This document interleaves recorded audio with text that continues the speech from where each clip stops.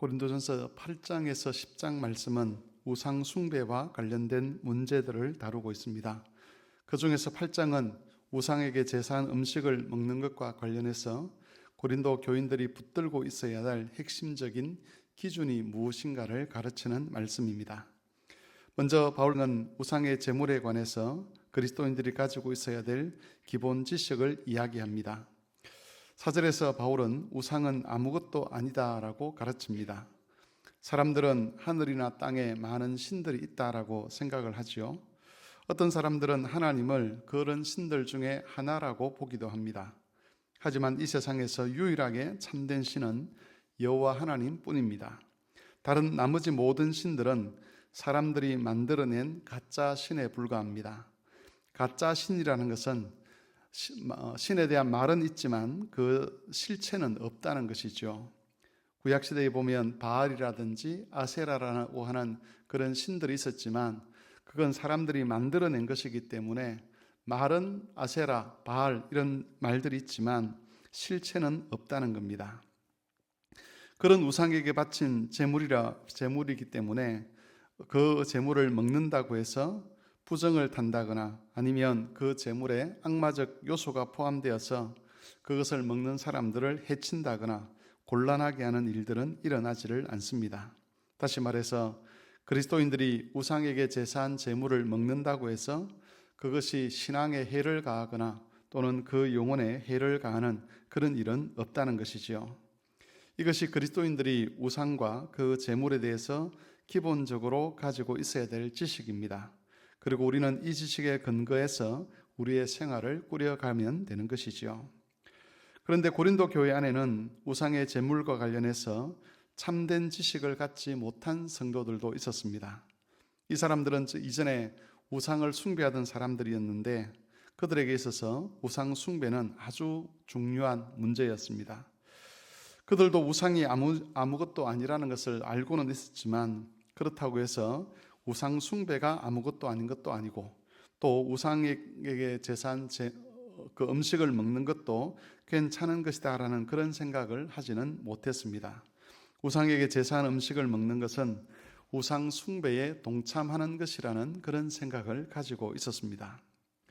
당시 고린도 교회 안에는 우상에 대한 정확한 지식을 가진 사람들과 또 연약한 지식을 가진 사람들이 섞여 있었습니다.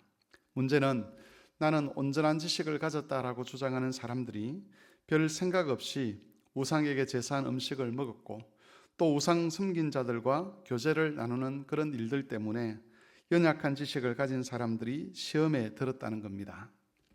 이런 상황에서 자기들은 우상에 대한 올바른 지식을 가지고 있다고 생각한 그 사람들이 그렇지 못한 사람들의 연약함을 이해를 하고 자신의 행동을 절제하기보다는 오히려 그 연약한 사람들을 비판하고 자신의 태도가 옳다라고 주장을 하고 자기 자유를 따라서 우상의 제물을 먹기도 하고 또 우상 숭배자들과 교제하기도 했다는 것이지요. 그렇게 되자 믿음이 연약한 사람들은 양심의 가책을 느끼면서도 다른 사람들처럼 우상에게 제사한 음식을 먹는 그런 일들이 일어나게 된 겁니다. 이 소식을 들은 바울 사도는 지식이 있다라고 주장하는 그 사람들을 향해서 참된 지식은 사랑 안에서 표현되고 주장되어야 한다라고 가르칩니다. 지식이 사랑 안에서 표현되거나 주장되지 않으면 그 지식은 그들을 교만하게 합니다. 그래서 지식이 아니라 사랑이 기준이 되어야 한다는 것을 가르치는 겁니다. 만일 음식 문제 때문에 형제를 실족하게 하는 일이 일어난다면 나는 영원히 고기를 먹지 않고 형제를 실족하지 않도록 하겠다라고 그렇게 선언하기도 했습니다. 자신의 행동을 변명하기 위해서 지식에 근거하기보다는 아무리 옳은 거라 할지라도 그리스도께서 피로 값주고 사신 형제를 위하여 자신의 행동을 바꾸겠다는 것이 바울의 태도입니다. 우리가 살고 있는 지금의 대한민국이라는 이 사회는 개인의 권리와 자유가 절대적인 기준이 된 것처럼 되어 있는 그런 사회입니다. 그러다 보니 다른 사람들을 위해서 자신의 권리를 포기한다거나 내려놓는 일들이 잘 없습니다. 다른 사람들 때문에 자신의 권리를 내려놓아야 한다는 그런 주장들은 심지어 교회 안에서도 외면을 받고 있는 것이 사실이죠.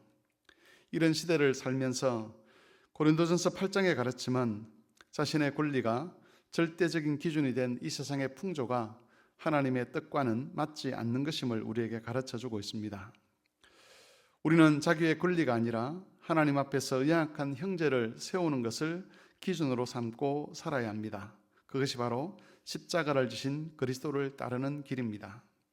그리스도는 근본적으로 하나님의 본체입니다. 그럼에도 불구하고 하나님과 동등됨을 취할 것으로 여기지 아니하시고 자기를 비워 종의 형체를 가지셨습니다.